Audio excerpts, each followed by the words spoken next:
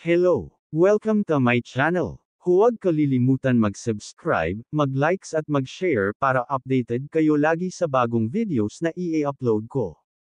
Ang pag-uusapan natin ngayon ay isang former judge ang pinarusahan ng Korte Suprema.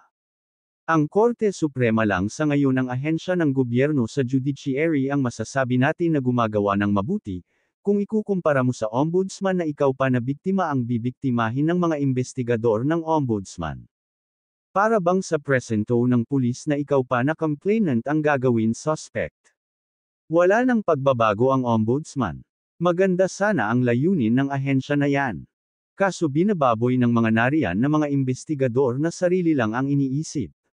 Wala nang justice ang mga biktima. Palibhasa hindi sila ang nabiktima. Sobra na ang corruption dyan sa ombudsman.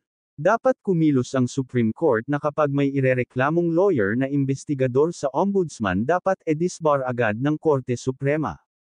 Para hindi na makapambiktima sa mga kawawang victims of injustices. Biktima na, bibiktimahin pa ng mga korap dyan sa ombudsman. Yung mga korap na mga fiscal, pulis na mga criminal hindi nila maipatanggal, kasi pera-pera ang labanan dyan sa ombudsman. For sale na dyan. Kaya kawawa tayong mga biktima. Ito pakinggan nyo mga taga-ombudsman kung paano gumawa ng tama ang Korte Suprema. Hindi kagaya ninyo na kinakampihan nyo pa ang mga tiwaling fiskal at pulis. Kayong taga-ombudsman ang bumababoy sa ating mga batas.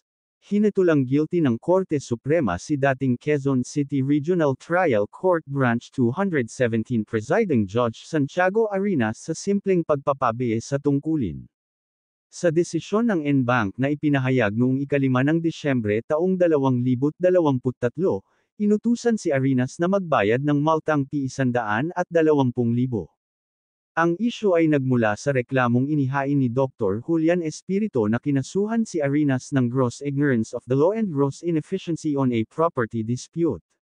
Iginiit ni Espirito na inintindi ni Arenas ang iba't ibang mosyon at pleading na inihain ng mga akusado sa kabila ng finality ng kaso.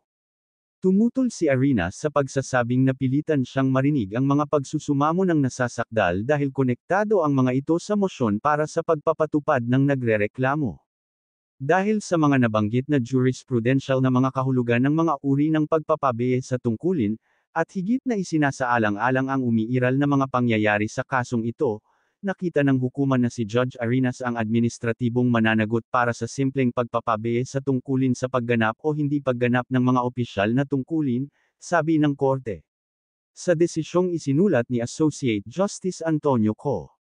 Binanggit ng Korte Suprema sa desisyon na si Arenas ay sapilitang nagretiro mula sa hudikatura noong 2020 ngunit hindi ito naging hadlang sa korte na matukoy ang kanyang pananagutan sa administratibo.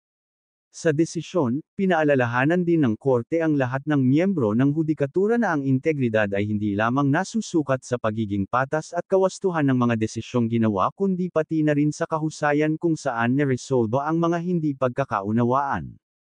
Walang dahilan para sa pangkaraniwan sa pagganap ng mga tungkulin ng hudikatura, sabi ng korte. Hanggang dito na lang ang video na ito. Huwag kaliligtaan panoorin ang mga e-upload kong mga videos. Thank you for watching.